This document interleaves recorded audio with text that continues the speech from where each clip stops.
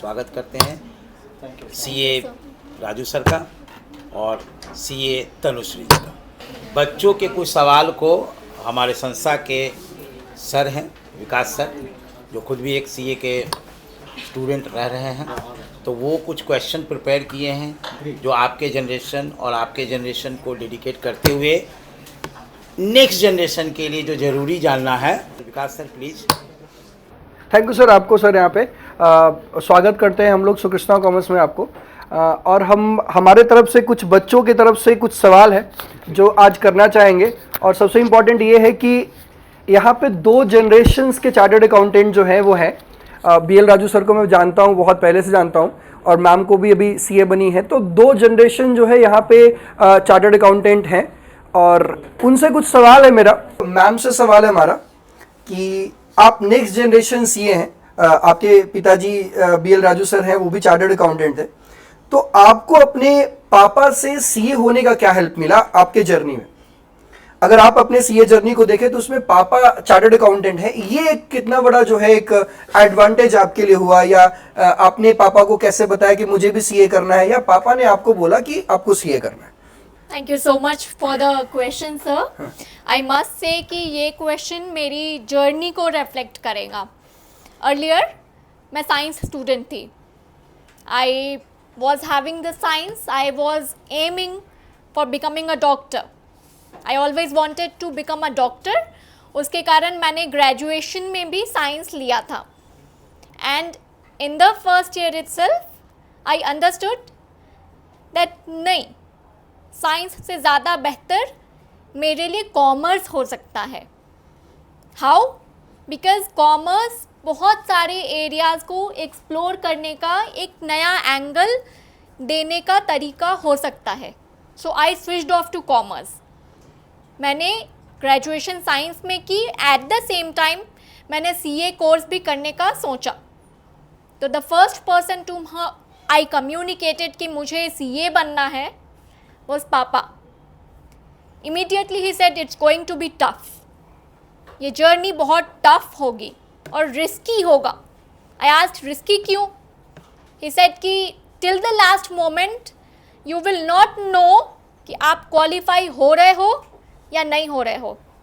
I told कि risk है तो रिवॉर्ड भी तो होगा ना। लाइक उस वक्त हम लोग के समय ये वेब सीरीज़ नहीं आई थी जिसमें कि ये लाइन था सर कि रिस्क है तो इश्क है।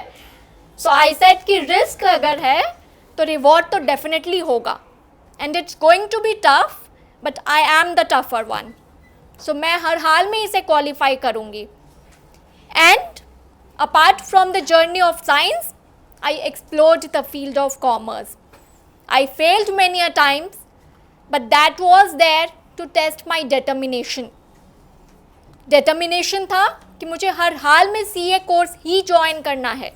और सीए कोर्स के बारे में हम लोगों को ये चीज़ बताया जाता है कि it's easier to enter. CA course में आना बहुत आसान है और वो एक चक्रव्यूह है, but it's very very difficult to get out and become a CA.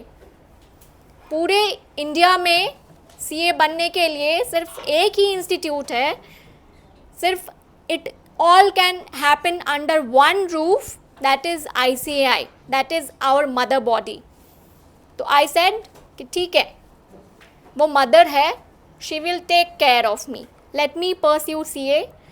And journey बहुत डिफ़िकल्ट रही, ग्राइंडिंग रहा, but at the same time बहुत इंस्पायरिंग भी रहा।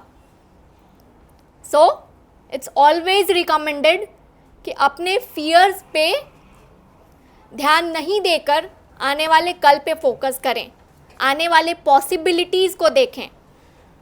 In the previous batch someone asked कि अगर आप सीए नहीं होती तो आप क्या होती? I never visualise that, I never.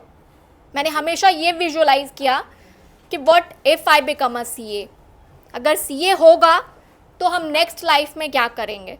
So always have the thought and the determination कि मुझे यही करना है। ऑप्शन बी और बाकी सारी चीज़ें बाद में आती हैं, बट आपका डिटर्मिनेशन सबसे ऊपर होता है। And at the same time consistency, consistency is very very important. एक स्टोरी शेयर करते हैं, since I am very much incline towards spiritual learnings as well. हम लोग के हिंदू माइथोलॉजी में प्रथम पूजनीय देवता कौन से हैं? ट्रू, गणेश जी.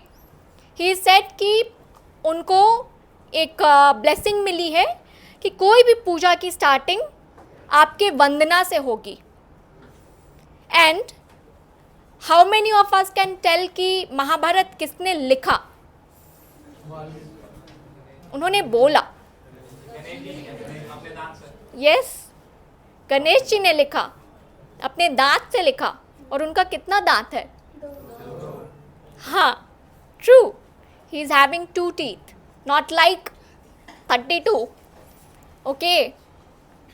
तो वाइल वाल्मीकि जी, गणेश जी ना थोड़ा ओवर कॉन्फिडेंट थे. इट टीचर्स के ओवर कॉन्फिडेंस भी लाइफ में कभी नहीं होना चाहिए. जब गणेश जी को सेलेक्ट किया गया, वाल्मीकि जी ने बोला कि गणेश जी, मैं लिख नहीं पाऊंगा, मैं बोल पाऊंगा, तो आप लिख देना. तो गणेश जी सोचे, हाँ ये तो इंसान है, कितने देर तक बोलते रह सकते हैं, तो एक शर्त लगा देते हैं कि the moment you stop I will stop, और फिर हम कलम नहीं उठाएंगे. तो बोले ठीक है. लेकिन वाल्मीकि जी भी बोले कि जब तक हम बोलते रहेंगे तब तक आपका भी हाथ चलता रहेगा, जब तक हम बोलते रहेंगे तब तक आपका भी हाथ रुकना नहीं चाहिए. तो बोथ एग्रीड कि ठीक है वाल्मीकि जी, हम बोलते रहेंगे और गणेश जी लिखते रहेंगे. लिखते लिखते उनका पेन आज के वक्त के जैसा पेन नहीं हुआ करता था, वो मोरपंख हुआ करता था. और मोरपंख का नींव टूट गया. ठीक है, तो अब तो गणेश जी ने शर्त लगा ली थी. गणेश जी करते क्या? तो उन्होंने इमीडिएटली अपना दांत तोड़ा और दांत से आधा महाभारत लिखा. तो दैट शोज कि कभी भी लाइफ में मुसीबतें हर वक्त आएंगी, but always be consistent with your efforts. आपका जैसे गणेश जी का हाथ चलता रहा, वैसे ही आपका दिमाग और आपका एफर्ट्स कंसिस्टेंटली चलते रहना चाहिए.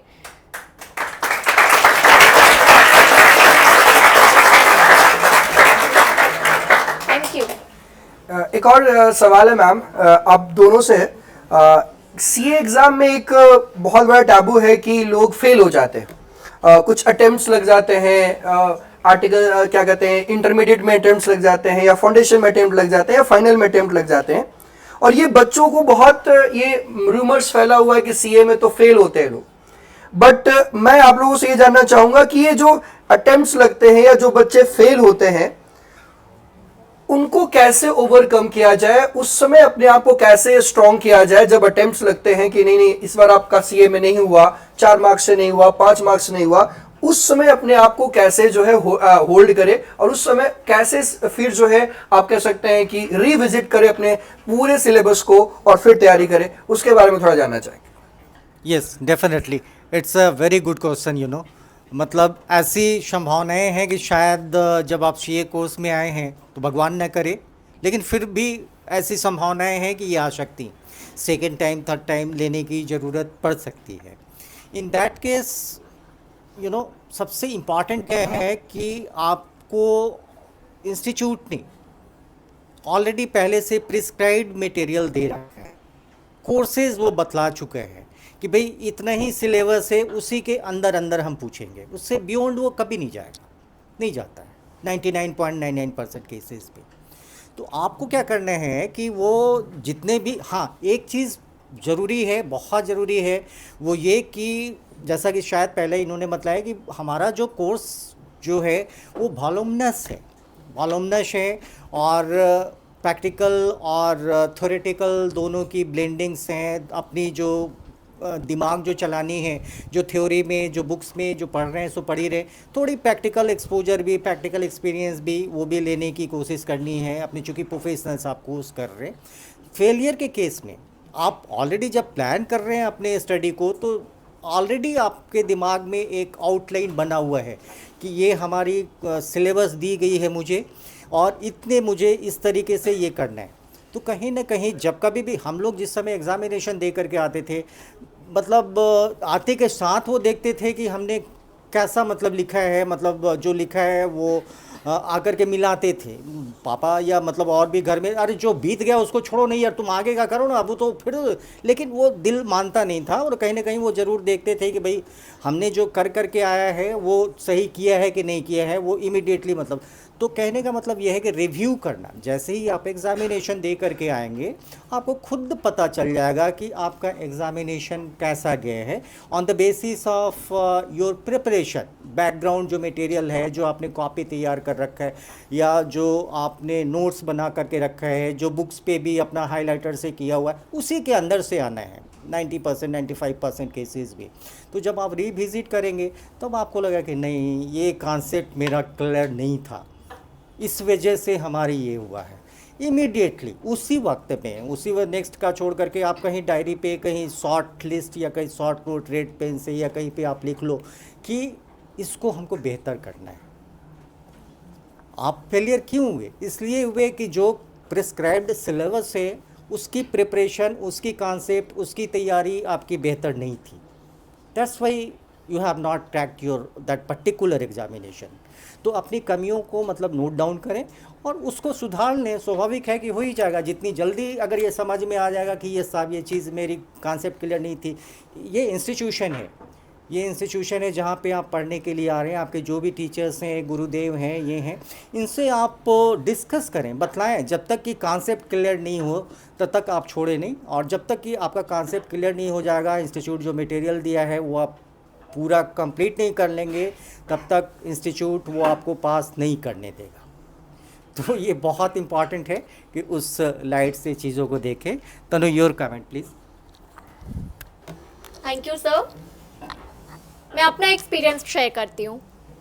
You know, I never failed in life till the time I did not enter CA course. मैं अपने बारे में यही बोलती हूँ। CA कोर्स ने मुझे ये सिखाया that you have to fail in order to succeed. Success पाना है तो कहीं ना कहीं फेलियर तो होगा, फेलियर का सामना भी करना पड़ेगा। आई still remember my first failure, that was in IPC first attempt. I failed miserably. मेरी जो मैक्सिमम मार्क्स आई थी दैट वॉज 24 नंबर। ओके, ये मेरा मैक्सिमम मार्क्स था मार्कशीट में। बहुत रोए that I never failed in life. मुझे पूरी स्कूल लाइफ में, मुझे पूरी कॉलेज लाइफ में 100 मार्क्स में 24 कभी नहीं आया। And in CA course I studied and studied and studied, yet I got the maximum marks as 24, the number of hours in a day. तो मैं बहुत डीमोटिवेटेड हो गई थी। बट येट 4 दिन रोए, खाना वाना छोड़ दिया। देन 5वां दिन फिर मैं पापा के पास गई एंड आई टोल्ड दैट कि नहीं, मुझे CA ही करना है। He immediately said it's gonna be tough, ये और भी टफ होगा। आई टोल्ड कि नहीं, फिर भी करना है। तो लाइफ में फिर भी CA कंप्लीट हुआ ना। So that is the thing, that is the lesson कि सक्सेस को देखिए और फेलियर्स से सीखिए। फेलियर्स को लेना आना चाहिए, और फेलियर्स को जिस दिन पॉजिटिवली लेना सीख लेंगे ना, उस दिन सक्सेस ऑटोमेटिकली मिलेगा। और CA के बारे में, CA कोर्स के बारे में वैसे भी बोला जाता है, one of the famous personalities said कि LLB एग्ज़ाम में फेल होना और CA एग्ज़ाम में पास होना खुद में बहुत बड़ी बात होती है। ठीक है, तो the moment you realize that you failed, analyze the reason, cry for some time, then move on, और फिर तैयारी में लगिए। और वैसे भी मैंने अपनी मैम को बोला था, the ma'am under whom I did my articleship training, कि मैम व्हाट इफ़ मेरा एग्ज़ाम्स फर्स्ट अटेम्प्ट में नहीं निकलेगा। मैम सेड कि तनुश्री, यू नो, शेर शेर होता है, जंगल का शेर शेर ही होता है।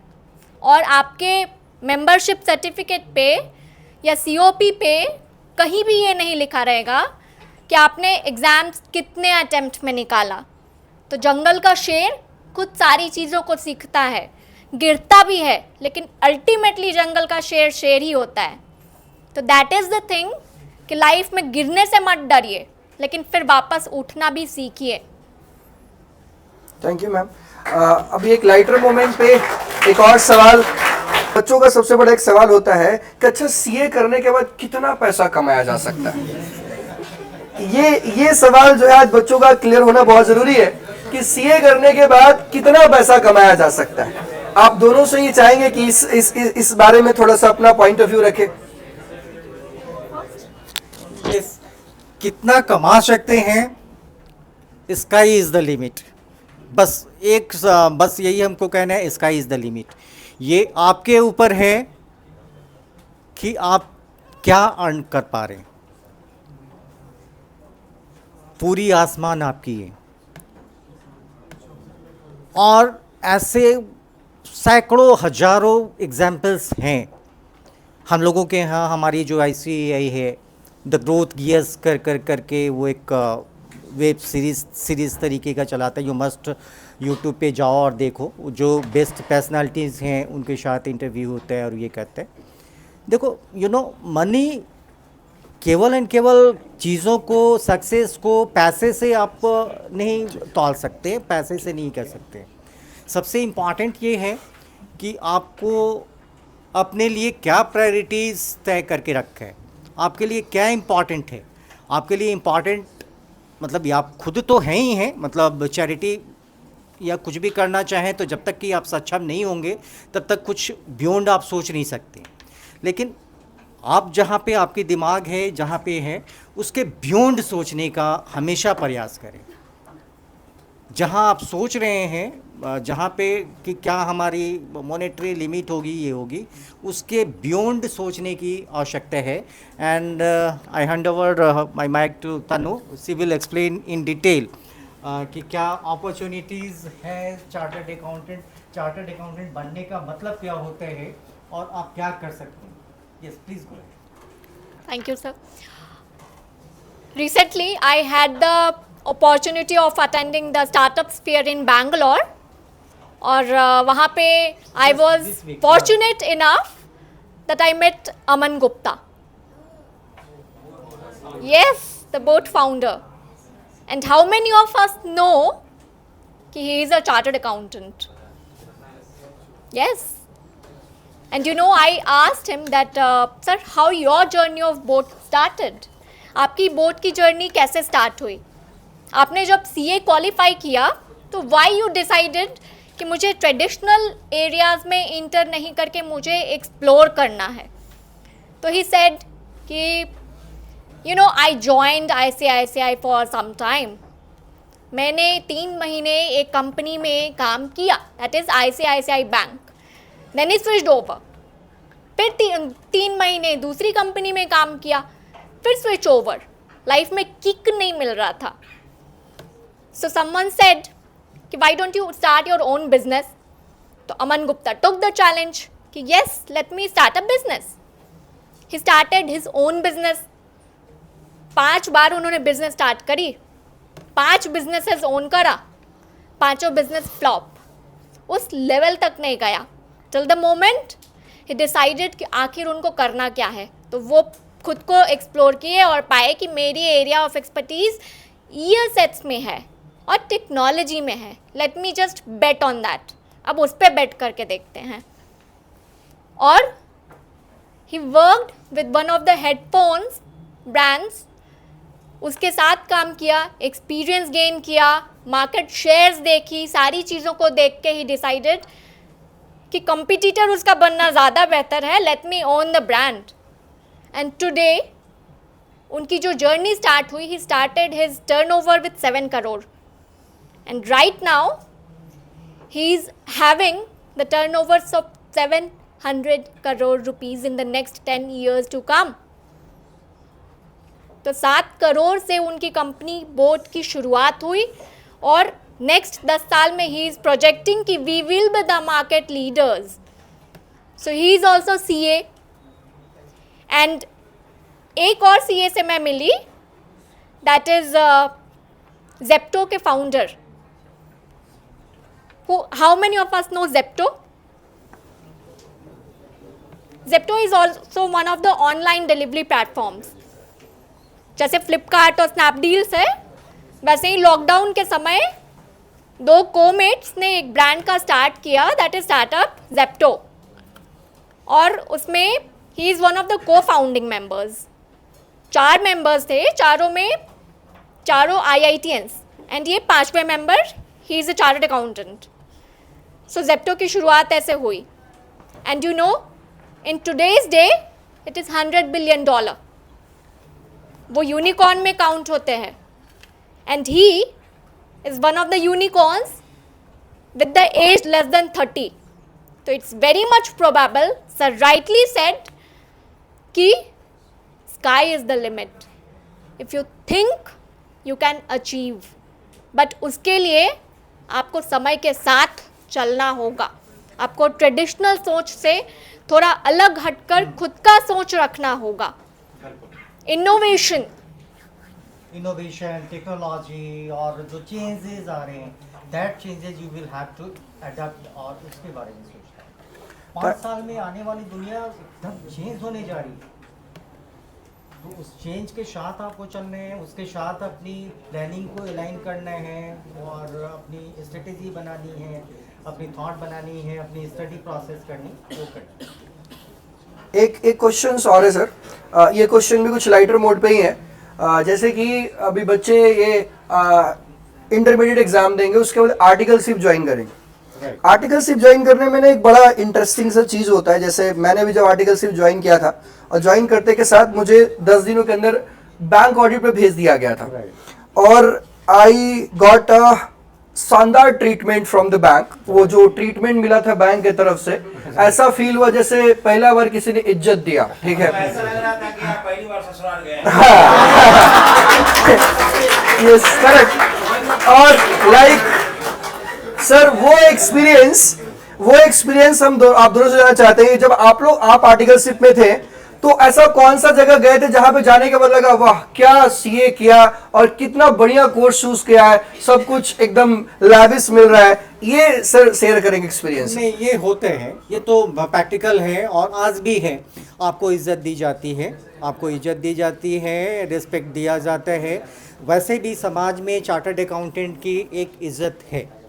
एक बेहतर प्रोफेशनल के रूप में आपको एक अलग हट करके वो देखा जाता है कि अच्छा सीए का बच्चा है तो इसका मतलब कि ये कुछ अलग सा हट करके है. वो है क्लाइंट ऑफिस में भी ये सही है कि मतलब जाने पे वो जो उनकी अवगत होती है वो करते हैं, वो किसी वजह से करते हो या जो भी करते हैं उस पे मैटर नहीं है. मैटर ये है कि वो क्या है कि वो एक रिस्पॉन्सिबिलिटी आपके ऊपर है. जब आपको वो उतना इज्जत दे रहे हैं तो ये आपके ऊपर, हमारे ऊपर जिम्मेवारी बन जाती है कि हमारी जो ड्यूटीज़ है, हमारी जो मतलब एक्सपेक्टेशन है उनसे, उसको हम फुलफ़िल करें. कहने का मतलब ये है कि वो हमको सारा कुछ खिला. हम लोग शुरुआत किए थे सर, वो रेवेन्यू ऑडिट हुआ करता था बैंक का, तो उसमें रेवेन्यू ऑडिट में टारगेट ये होता था कि कितना आप रेवेन्यू लीकेज निकाल करके आप बैंक को दे रहे हैं, उसी के बेसिस पे ये होता है जितना मैक्सिमम करे. तो वो तो कर रहे हैं, लेकिन अगर हम अपनी ड्यूटी परफॉर्म नहीं कर रहे तो खुद अपने आप को गला नहीं लगता था या अच्छा नहीं लगता था. तो इस वजह से वो इज्जत को पाने के लिए, वो ट्रीटमेंट को पाने के लिए, वो ये के पाने के लिए आपको खुद भी बहुत मेहनत करना होगा. आप कैजुअली ये नहीं कि मतलब हमारे जब आर्टिकलशिप वो हुआ करता था, वो जस्ट उस समय में पेंसिल हुआ करता था ग्रीन, और वो पकड़ा करके लोग भेज देता था केवल एड्रेस दे करके.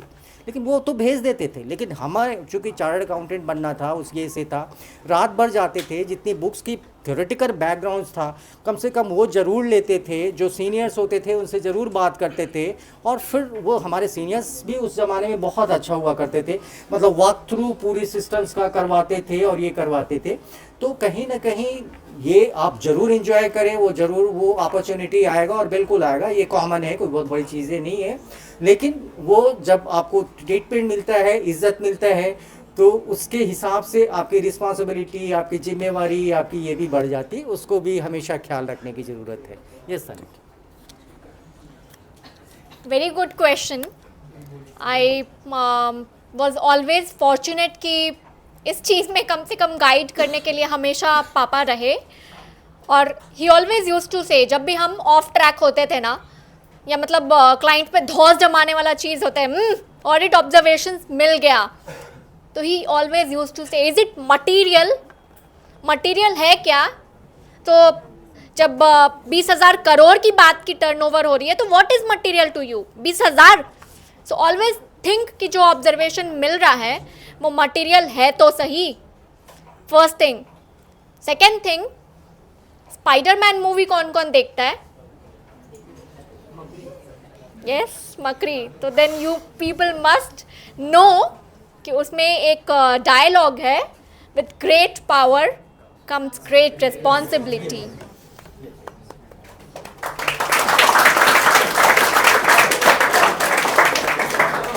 तो जब हाथ में पावर होता है ना, और आई बिलीव कि पावर डिग्री में नहीं होता है, पावर डिग्री कैरी करने वाले के दिमाग में होता है, उसकी कैरेक्टर में होता है और उसकी एटीट्यूड में होता है। तो जब भी पावर इस्तेमाल करें ना, तो ऑलवेज आस्क कि is it ethical, and then take the decisions accordingly. Thank you. एक क्वेश्चन और है, last question, second last question है। ये हमारे जो बच्चे हैं ना, दोस्त का साथ बहुत ज़्यादा लेते हैं, मतलब दोस्ती इनमें बहुत ज़्यादा है। तो आप सर मुझे ये बताएं या मैम ये बताएं कि सीए जर्नी, हाँ सीए जर्नी में, सर सीए जर्नी में आपका एक दोस्त का कितना साथ होता है? एक दोस्त का क्या रोल होता है, रिस्पॉन्सिबिलिटी होता है आपके सीए जर्नी? नहीं, दोस्त का रोल तो होते हैं। हम लोग भी जब सीए करते थे तो ये बतलाया जाता था, या ये था कि हम लोग ग्रुप में कम से कम 2-3 लोग ग्रुप में पढ़ते थे, और ग्रुप में स्टडी करके वो क्लैरिटी कॉन्सेप्ट आती थी। बट आपको ये चूज करना है कि वो दोस्त आपका कैसा दोस्त है, ये डिसीज़न आपका होगा। और इसमें मेरे पर्टिकुलर होना होगा, आपको जज करना होगा कि वो मेरे लिए कितना बेनिफिशियल है। म्यूचुअल म्यूचुअल मतलब एक बेनिफिशियल होने ही चाहिए, तो वो आपको डिसाइड करना है। Yes sir. बहुत अच्छा क्वेश्चन है। एंड इस क्वेश्चन पे अगर देखें तो सीए कोर्स ना बहुत ग्राइंडिंग कोर्स होता है। मतलब when you do the course you feel कि हर समय प्रेशर रहेगा, कभी सीनियर्स का प्रेशर, कभी जूनियर से बेहतर बनने का प्रेशर, कभी प्रिंसिपल के डांट का प्रेशर, कभी क्लाइंट से बात सुनने का प्रेशर, और कभी एग्जाम में परफॉर्म करने का प्रेशर। अमंग ऑल आपको फ्रेंड्स को भी मैनेज करना पड़ता है।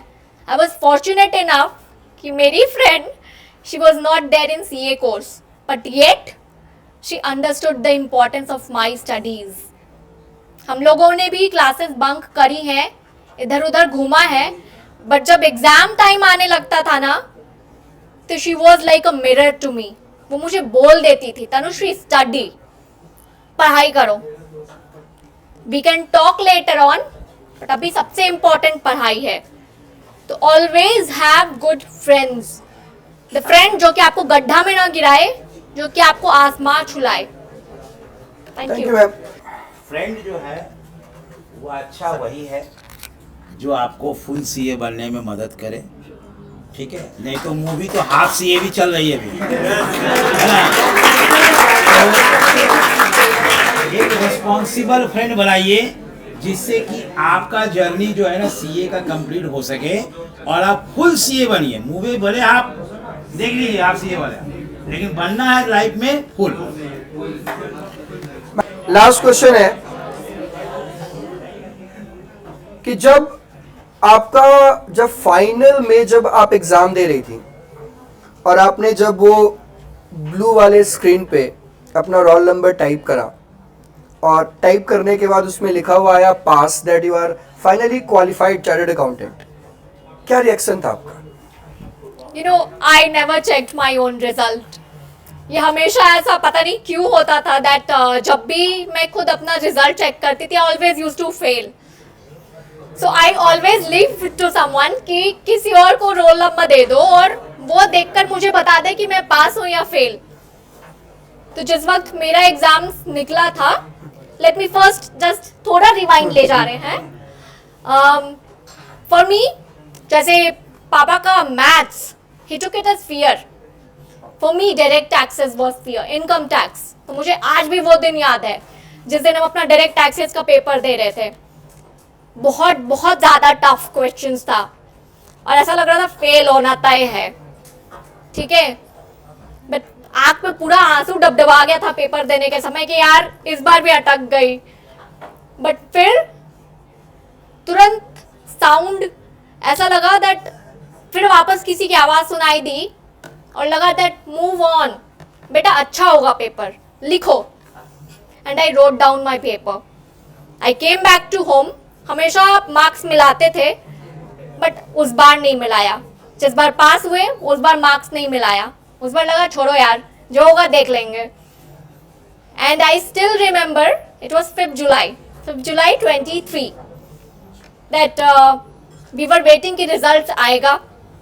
तो 9 बजे रिजल्ट आने वाली थी. टिल 8:30 आई वॉज अवेक और फिर नींद लग गई इंतजार करते करते. I slept. 8:45 में कॉल आया दैट आई गेस रिजल्ट आने वाला है. हमने ठीक है जो होगा देख लेंगे. देन पापा was the first person who called and said निकल गया. तो मैंने वो नीली स्क्रीन नहीं देखी. It was my papa who see that नीला screen buffering and everything and saw कि मतलब पास है या fail. But mostly students what they see, सबसे पहले वो लोग बॉटम लाइन देखते हैं. सबसे पहले नीचे फेल लिखा है या पास लिखा है वो देखते हैं, उसके बाद फिर ऊपर ऊपर ऊपर ऊपर मार्क्स देखा जाता है. तो आई हर्ड माई रिजल्ट.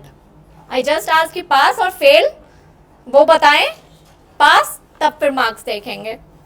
तो मैं उस क्वेश्चन से रिकनेक्ट नहीं कर पा सकती हूँ सर. सर को एक बार देंगे सर, आपने आपका ये इस समय क्या एक्सपीरियंस था? रियली वो स्पीचलेस हो जाता है आदमी, यू नो, मतलब जिस समय आपको पता चलता है कि आप चार्टर्ड अकाउंटेंट बन गए हैं तो हमको लगता है कि 10 मिनट के लिए, आधे घंटे के लिए एकदम ब्लैंक हो जाता है. पता नहीं, मतलब इट वाज माय एक्सपीरियंस. और फिर 10 मिनट के बाद ही मतलब वो थोड़ी स्थिर हो पाता है. तो वैसे ही है. और ऑफ कोर्स लेकिन कहीं ना कहीं ये बैक ऑफ द माइंड ये तो ज़रूर चलता रहता है कि भाई हम क्वालिफाई करेंगे तो आगे क्या. क्वालिफाई करना जस्ट एक स्टेज है. उसके बाद की जो जर्नी है ना, उसके लिए हमेशा क्या है कि अपने लाइफ के लिए वो एक mid term plan, long term plan, short term plan, वो हमेशा वो रहना ही रहना चाहिए. तो वो है 10 मिनट के लिए ब्लैंक हुआ, आधा घंटे के लिए ब्लैंक हुआ, लेकिन उसके बाद इमीडिएटली हमको बहुत सारी चीज़ें करनी होती, तो उसको परफॉर्म क्या है, तो वो हमेशा हमेशा आदमी को ख्याल रखना चाहिए. Thank you sir for giving